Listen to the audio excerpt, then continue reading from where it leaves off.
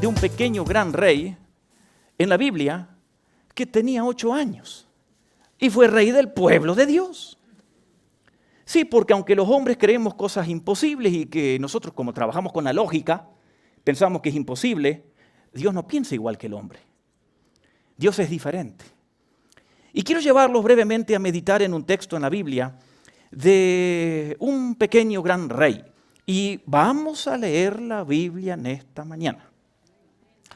Así que vamos a buscar un texto, quizás para algunos un poquito difícil, pero tenga su Biblia allí, porque lo que vamos a leer después está allí. No hay que andar buscando por otros lados. Así que les quiero leer la historia del rey Josías. Lo encontramos en Segunda Reyes, pero quiero que también veamos lo que dice Segunda Crónicas. Así que si tiene su Biblia o su teléfono, busque Segunda Crónicas capítulo 33. Un niño de 8 años que fue rey del pueblo de Dios. ¿Quién era? ¿Qué hizo? ¿Y qué lecciones hay para nosotros? 3 lecciones para nosotros. No importa si tú tienes 8 años y no importa si usted tenga 80. Las lecciones son las mismas. Vamos a ver de quién estamos hablando, de Josías. ¿Quién era? Segunda Crónicas, capítulo 33. Vamos a ver quién era su antepasado, su tatarabuelo. Usted puede leer eso, no lo busque ahora, pero lo puede leer en Mateo 1. Su tatarabuelo era el rey David. Pero ¿quién era su abuelo? Dice en Segunda Crónicas 33:1 lo siguiente. ¿Tienen Segunda Crónicas? Bueno, Manasés tenía ¿cuántos años? 12 cuando ascendió al trono y reinó en Jerusalén. ¿Cuántos años? 55. Pero dice Segunda Crónicas 33:2, hizo lo que ofende al Señor, porque practicó las repugnantes ceremonias o cultos de las naciones paganas. Entonces, este señor Manasés, pagano, que reinó tantos años, era el abuelo de Josías. Ahora, ¿quién era el papá? En el mismo capítulo, verso 21, dice lo siguiente, Segunda Crónicas 33:21, también fue malísimo. Segunda Crónicas 33:21. Amón tenía, ¿cuántos años? 22 años cuando ascendió al trono y reinó 2 años. Ese era el papá de Josías. Reinó 2 años, pero hizo lo que ofende al Señor, como lo hizo su padre Manasés. Verso 24. Los ministros de Amón conspiraron contra él y lo asesinaron en su palacio. A su vez, la gente mató a todos los que habían conspirado contra él y en su lugar proclamaron rey a su hijo Josías. Así que su papá Amón y su abuelo Manasés eran paganos, malísimos, adoraban estatuas, imágenes, animales, dioses paganos, malísimos. Y cuando matan a Amón, lo ponen como rey a su hijo Josías. ¿De cuántos años? 8 años de edad. Dice el siguiente capítulo, Segunda Crónicas, capítulo 34. Y luego quédese allí con su Biblia abierta porque le quiero leer otras cositas de allí. Segunda Crónicas, capítulo 34, el siguiente capítulo. Verso 1. Josías tenía 8 años cuando ascendió al trono en Jerusalén y reinó ¿cuántos años? 31 años. Falleció joven porque lo asesinaron los egipcios. Pero noten, a los 8 años comenzó a reinar. Y fue, después vamos a ver, el mejor rey, a excepción de David, que tuvo Israel. 8 años. 8 años. ¿Qué hizo de este jovencito ser el mejor rey de Israel? 3 cosas hizo que usted y yo tenemos que tener en cuenta. Primero, dice Segunda Crónicas 34:2. Segunda Crónicas 34:2. Josías hizo lo que agrada al Señor, pues siguió el buen ejemplo de su antepasado David.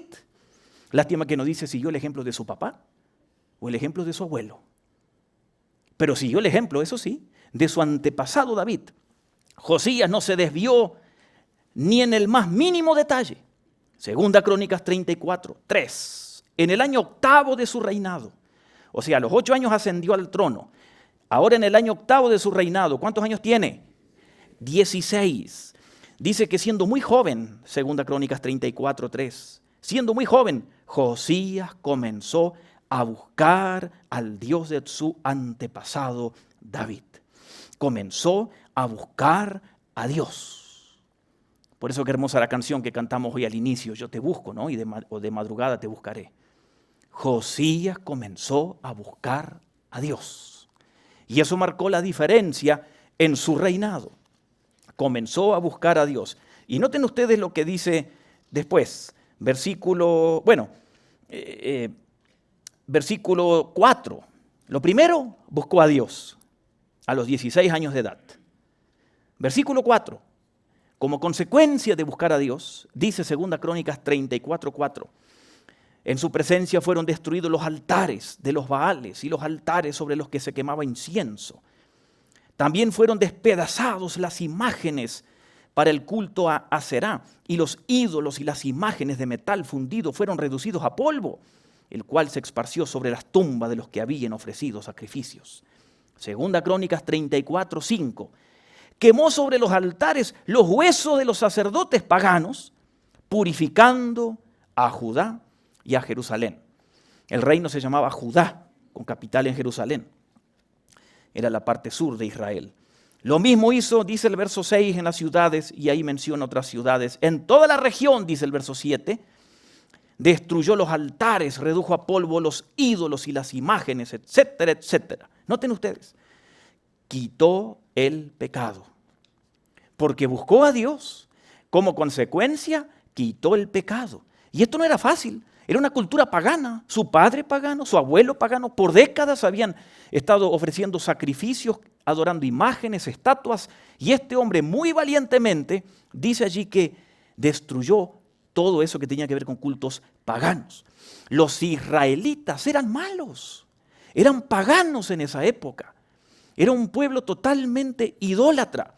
Y aquí él dice que quemó objetos consagrados a dioses falsos, destruyó santuarios, derribó altares, etc.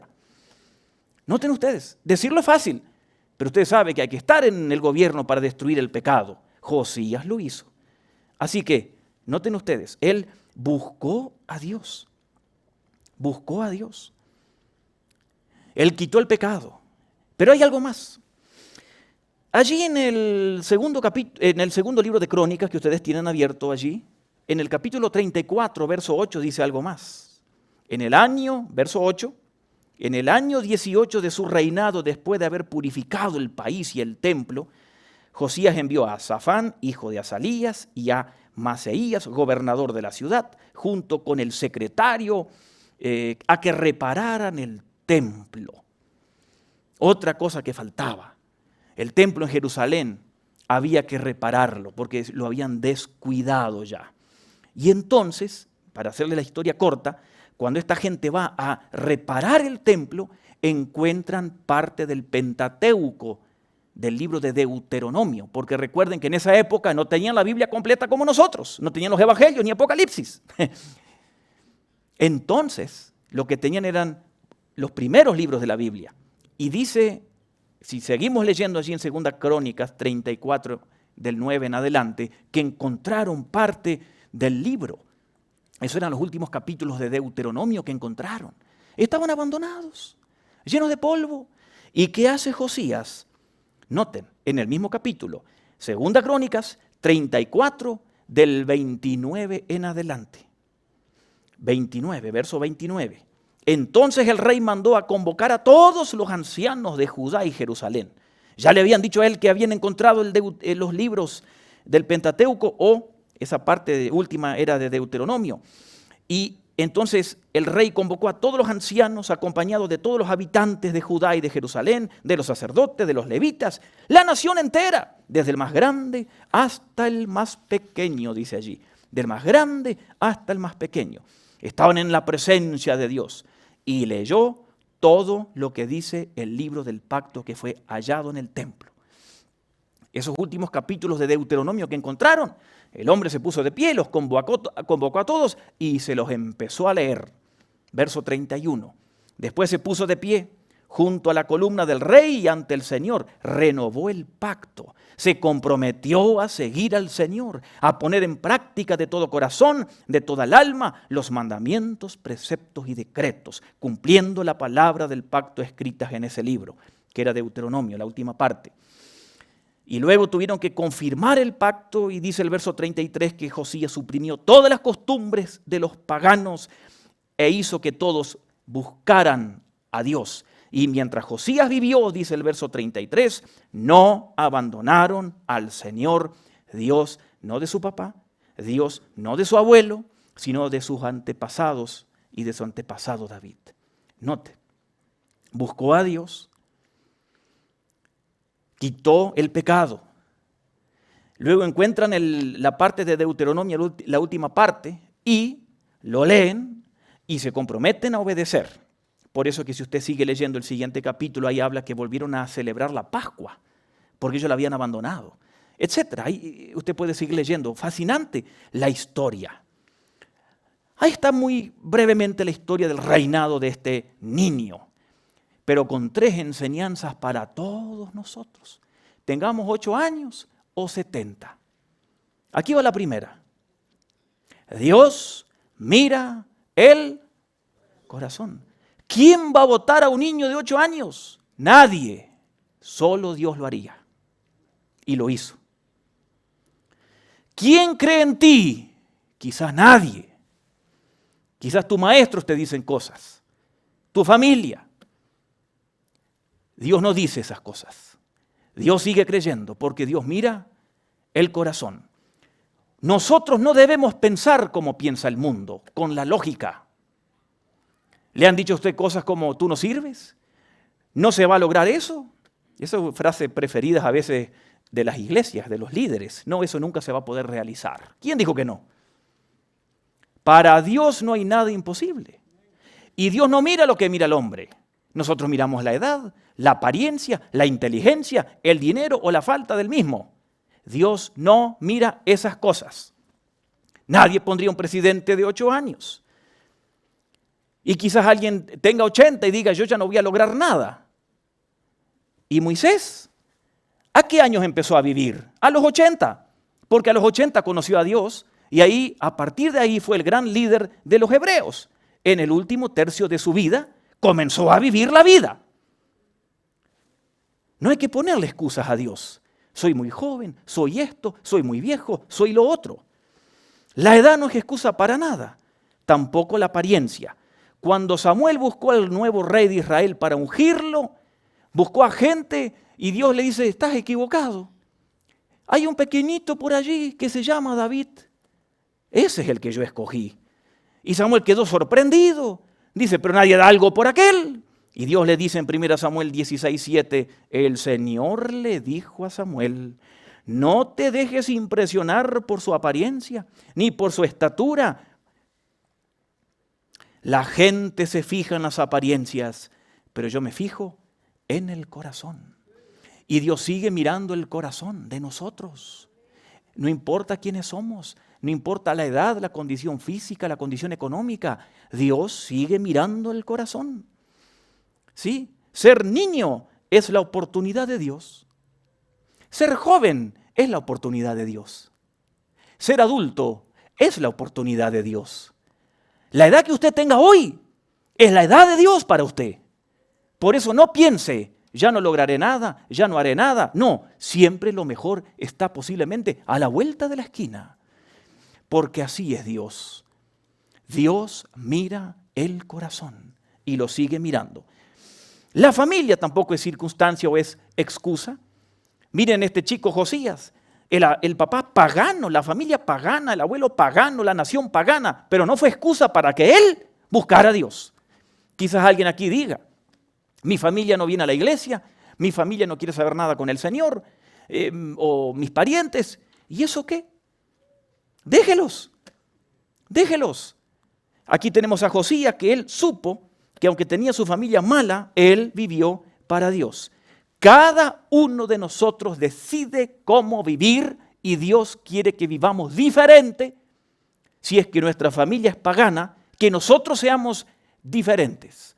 Así que la primera enseñanza es que Dios mira el corazón. ¿Sí? Dios mira el corazón.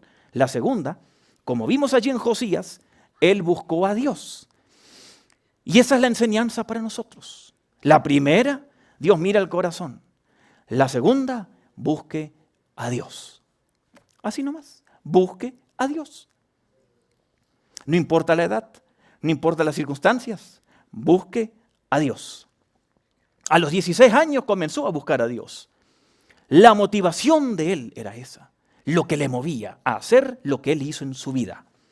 Nuestra motivación primaria no debe ser hacer dinero, tener fama, poder, influencia.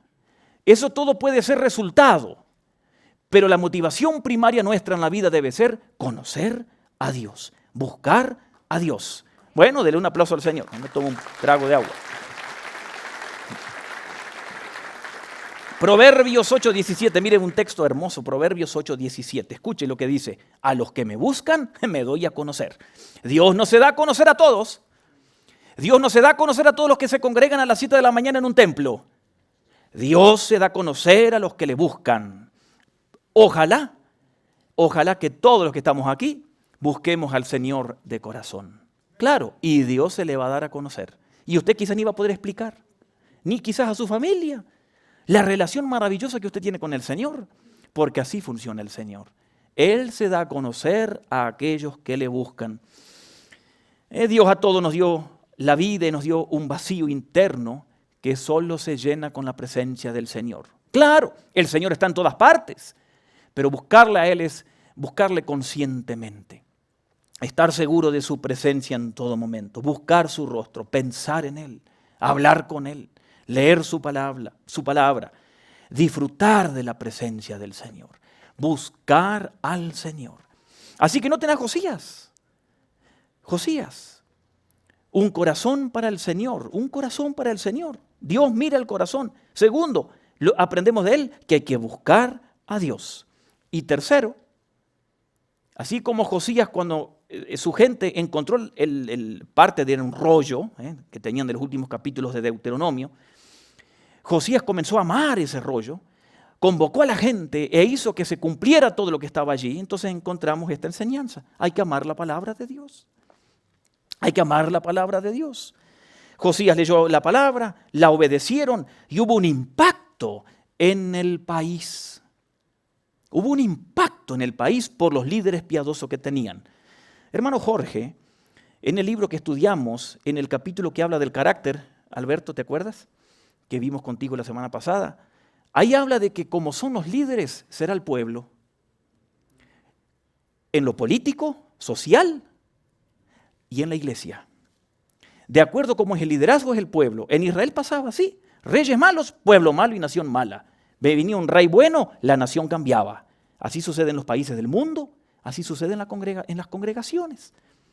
Y aquí el Señor nos llama a todos a que amemos la palabra nosotros y la obedezcamos.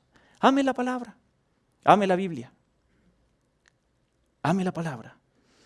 El rey Josías no solo buscó a Dios y fue sensible al Señor, sino que obedeció lo que leyó de su palabra. ¿Y cómo terminó su vida? Lastimosamente fue muerto por los egipcios. Fue asesinado, aunque con el favor de Dios. Murió de cáncer, pero con el favor de Dios. Murió de un accidente, pero con el favor de Dios, que es lo importante. No importa la manera. La gente se preocupa por la manera y por la edad. Dios no. No pensemos como el mundo. Pensemos como Dios piensa. Dios permitió que muriera asesinado. Pero dice, y puede escuchar, luego lo puede leer en su casa, En 2 Reyes capítulo 22 y 23 también se habla de este joven rey. Y dice algo que no dice Crónicas. Y se lo quiero leer. Es un versículo, 2 Reyes 23, 25. Ni antes ni después de Josías hubo otro rey que como él se volviera al Señor de todo corazón, con toda el alma, con todas sus fuerzas, siguiendo en todo la ley de Moisés. Miren qué lindo. Ese es el epitafio que le pusieron en la tumba. No hubo nadie como él, a excepción del rey David. Pero no hubo nadie que siguiera al Señor de todo corazón. Un niño de 8 años. La gracia de Dios quiso que así fuera. Y fue un pequeño, gran rey. ¿Cómo se llamaba? Josías. ¿A qué edad fue puesto como rey? A los 8 años. ¿A qué edad comenzó a buscar a Dios? A los 16. Sus padres, su papá y su abuelo, ¿cómo eran? ¿Buenos o malos reyes? Malos, paganos, idólatras, adoraban animales. Dice también que adoraban los signos del zodíaco. ¿Sabe lo que son esos, no? Cáncer, Sagitario. Vamos a leer hoy a ver cómo... ¿sí? Eso adoraba el pueblo. Y Josías destruyó todo eso y mató a los sacerdotes que hacían esas cosas. Él buscó a Dios, quitó el pecado y al encontrar la palabra la obedecieron. 3 lecciones. Dios mira ¿qué? El corazón. No le creas si la gente te dice cosas que no son correctas. Tú nunca aprenderás esto, tú nunca harás lo otro. Cuidado, no piense así. Piense como Dios quiere que usted piensa. No estoy seguro. El tema de este viernes a la noche, Marcelino, es cómo tener una mente victoriosa, ¿no? Algo así. Ahí hablo de un proverbio que dice en la Biblia. Tal como uno piensa, así será. ¿Usted piensa que no puede? No podrá. ¿Usted piensa que no lo va a lograr? No lo va a lograr. Tal como uno piensa, así será. Por eso que vean el programa del viernes, cómo tener una mente en victoria, ¿ok? Porque ahí está todo. Dios mira el corazón, busque a Dios y ame su palabra y obedézcala. Eso es todo del cristianismo, ¿no? Dios mira el corazón. La gente dirá cualquier cosa. Dios sigue buscando corazones. Corazones que le amen, corazones sencillos, corazones que le busquen. Dios quiere que le amemos y amemos su palabra y lo obedezcamos. Un rey tremendo, Lea su historia completa allí en esos 3 capítulos en 2 Crónicas y usted se va a entusiasmar por este niño. Póngase en pie, vamos a orar.